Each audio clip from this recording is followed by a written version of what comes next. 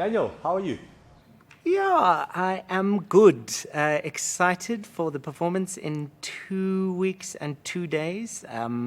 Pressure is mounting, but it's all coming together quite nicely. But with every production I think I've ever been involved in, the closer you get, the more the anxiety and the neuroses build. But that has its own energy that propels you towards performance day. So, yeah, I'm good. A little bit cold. So I come from a family that's very involved in live performance, and my mother's a great director and ran a theatre company for a long time, and my father's a very good actor, and they both taught me quite a lot. So from an early age I was exposed to theatre and saw them both on stage and fell in love with live performance and the immediacy of it and the electricity of it.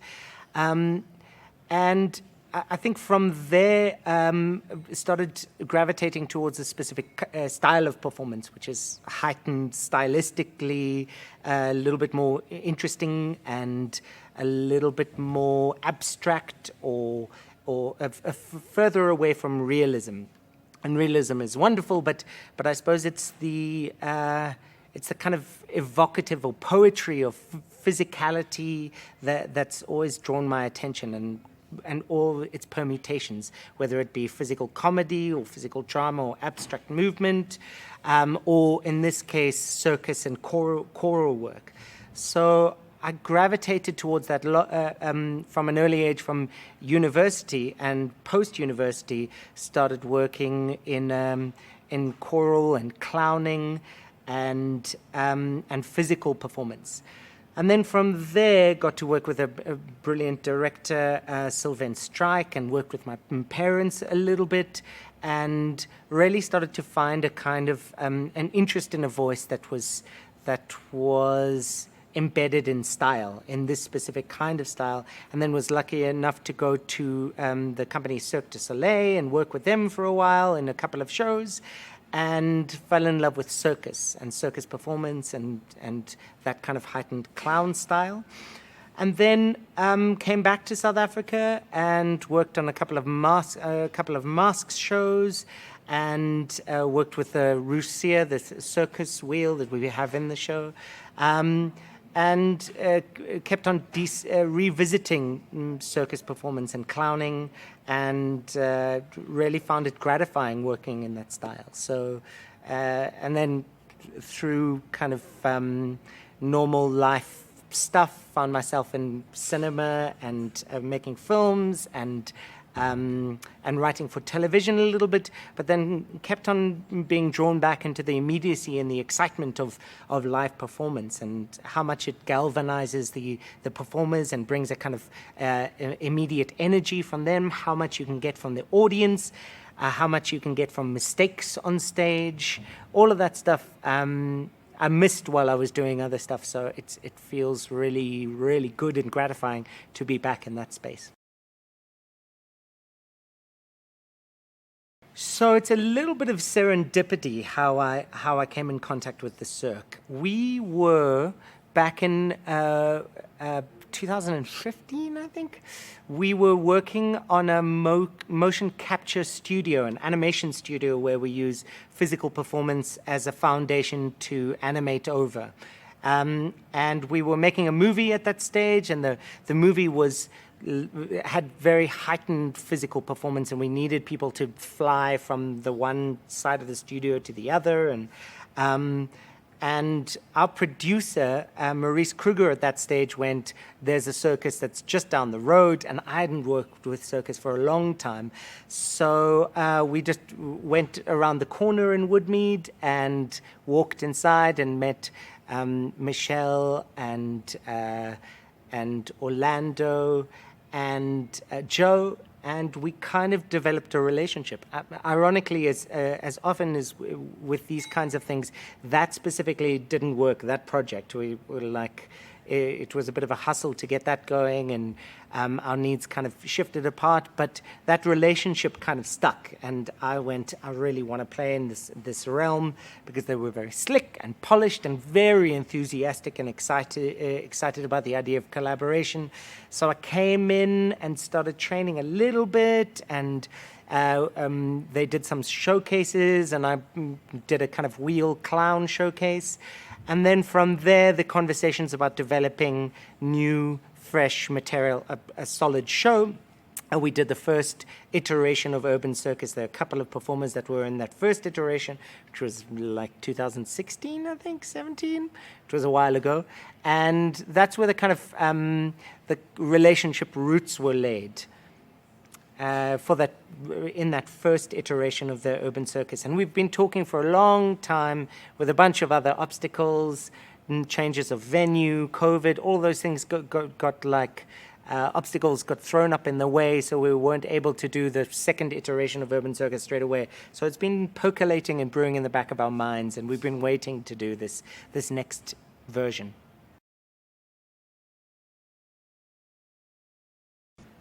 So yeah, COVID happened at an interesting, terrifying time, but an interesting time where for me as an artist, because I had moved a little bit away from live performance into film and television. So, but as ever, I was kind of drawn back into it, and it was an incredibly difficult space, live performance during COVID, to navigate. Particularly because it makes it financially a lot harder to kind of spin, because you've got less people indoors. There's always the terror of not wanting to be part of a super spreader event. So on one level, the kind of logistics of setting up production are a lot harder. That's certainly not my forte. I'm not a very good producer. But acknowledging that is a difficult thing to navigate. In terms of rehearsing, it's very complicated. The idea of social distancing for a circus show or a live performance show, a physical show, is almost impossible. I'm sure there's some people who've made some headway, but a lot of the dynamism of a physical performance and a choral performance relies on being able to close distance, open up distance, be in physical contact.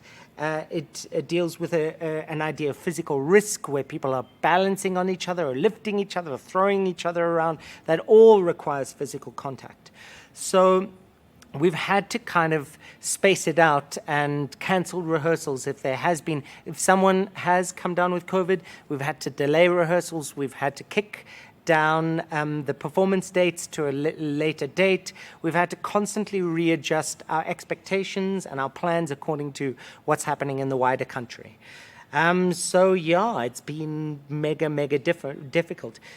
Luckily, I mean, and this speaks to, I suppose, my relationship with the Cirque and this specific cast, is that everyone is very enthusiastic about performance and has a deep love of performance. So there have been times where I've seen performers go, are we delaying for another week or another month, or it just feels like we've just started to get momentum and we have to kick the can down the road.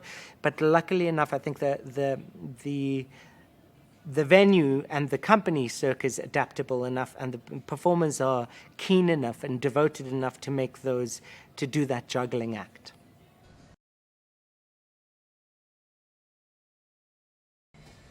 So I suppose this speaks about the idea of where the concept of Urban Circus comes from. Really speaks to the first iteration.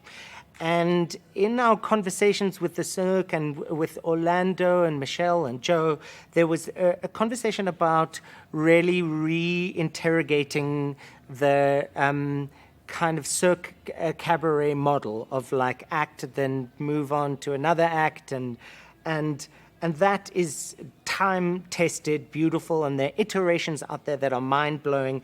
But what we wanted to look for was playing with narrative a little bit more, of how to bring story in, but not to make it bogged down by story, that we're telling the story of one person going through a series of incidents.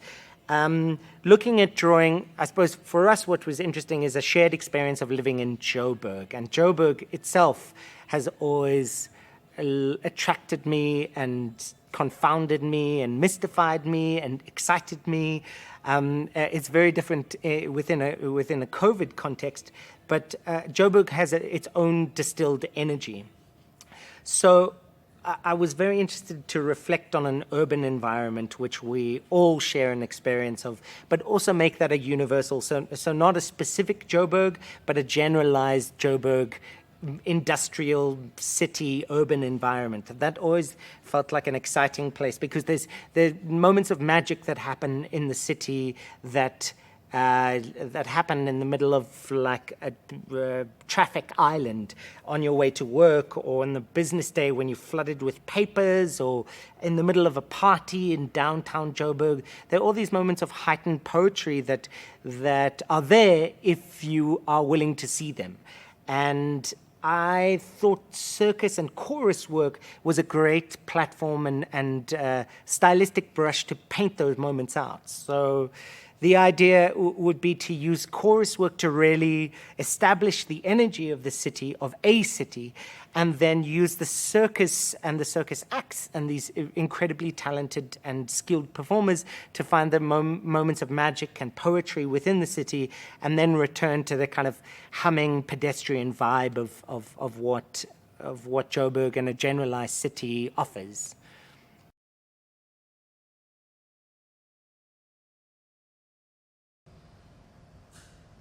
So what's very interesting about the Cirk is that it has very specialized circus performers, and who are able to do, I mean, everyone's a bit of a generalist, by which I mean they can do multiple different acts, and that's key, is that it's not a circus cabaret platform where someone's waiting off stage for the whole show and then steps on and does the extraordinary act and then leaves and goes, has a drink and waits for the curtain call. That everyone is demanded to do as many different things as possible, whether it is direct the audience's focus to someone on the one side of stage, or fill the stage with energy for one, be part of a gyrating, sexy dance floor for another, or spin from your toes from the lyra for another. So there's a sense that everyone is hustling in terms of their circus performance skills. So that was really rad for me, is getting everyone involved in all of the different elements of the circus angle. And then there's the angle that lots of these performers, every one of these performers has a different skill set. They come from a dance background, or come from a circus cabaret background, or burlesque background, or a gymnastics background, or a gumboots background, or a performance drama background. So what's interesting for me is less the idea of tapping into a style for an audience and going, here's the model, here's the window frame that you know, and here are the people fitting into the window frame. For us, it felt like an opportunity to create the window frame, what the style was that the performers could contribute to. And it's not recreating something that no one has ever seen before in their entire lives. It's just drawing on the performers, their personal lives, their artistic lives, to really interrogate what that framework could be, what the specific style is for the performers. Within also the bounds of choral work, like really leaning into each one of these performers and the performers as a collective to find out what's the shared beating heart that we can tell a story about the city with.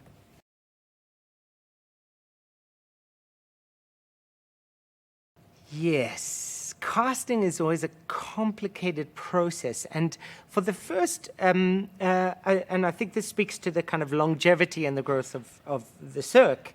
The first production that we did, which was actually with Art of Synergy, a different iteration, an earlier iteration, was we used the artists that were there and available.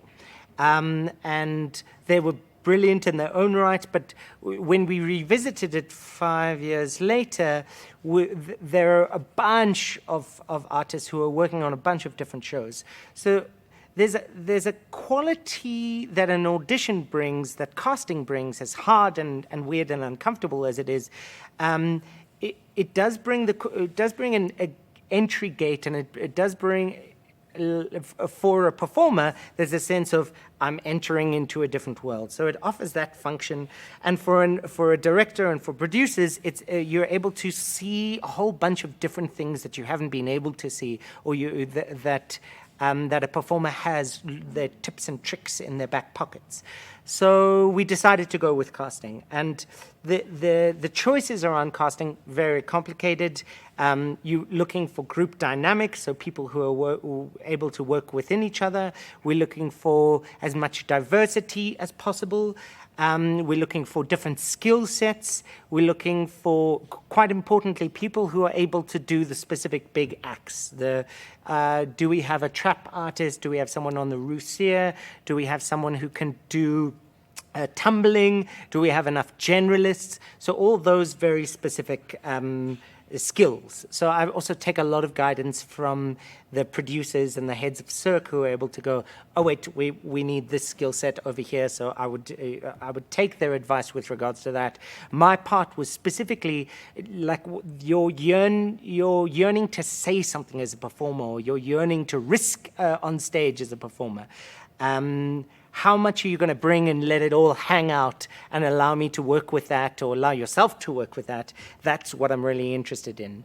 And a little bit of acting and a little bit of clowning, that also helps. So all of those things form a kind of a big palette of different tools or paints that we can use to paint on stage at the end. It's the hardest decision one can make in the performance thing is casting. They say it's 50% of your job, or 80%. I can't remember what they say, but it's something like that.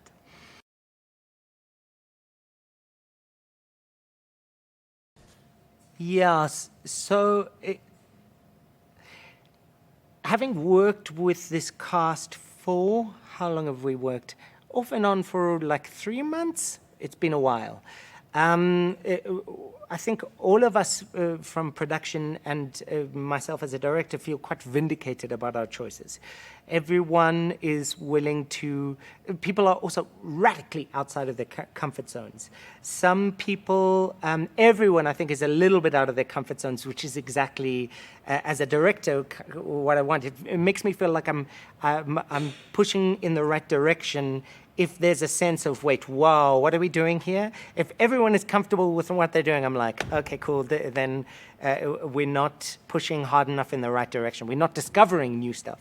So I get a sense that people are slightly out of their comfort zones, and what's pleasing is that people are also reacting to that with like excitement and fear and nervousness, but also a sense of like, okay, cool, this is weird, but like let's try stuff. So generally, that has been really, really pleasing and exciting to see performers go, what am I doing? I'll make it work, and let's see how we can work through this moment. And each one of them is just a pleasure to work with, like a whole, like, and if you come and see the show, you'll also see maybe 10% of their skills, and that is amazing and brilliant, but they have a whole host of other amazing skills that they don't necessarily utilize in this specific show. So that's also interesting, is also like shepherding people into things and seeing them go, actually, I can do this thing over here, and then allowing that, and that leads to something else. Yeah, it's like a melting pot of like real talent and risk and personal investment from the performers. How far is the show away? The show is 2 weeks and 2 days away from performing, which we are not ready to perform tomorrow. We're going to need these 2 weeks. The demands of the show are huge. There's a level of acrobatic skill that is needed to entertain and wow. There's a level of acrobatic skill and safety that's required to make sure that the risk that we have over here that the audience really appreciates and enjoys isn't a real life-threatening risk for the performers. There's a level of choral slickness that you need. When you have 9 bodies on stage, it can so easily devolve into a hot mess of just like randomness, become white noise for an audience. And that really needs refining and crafting.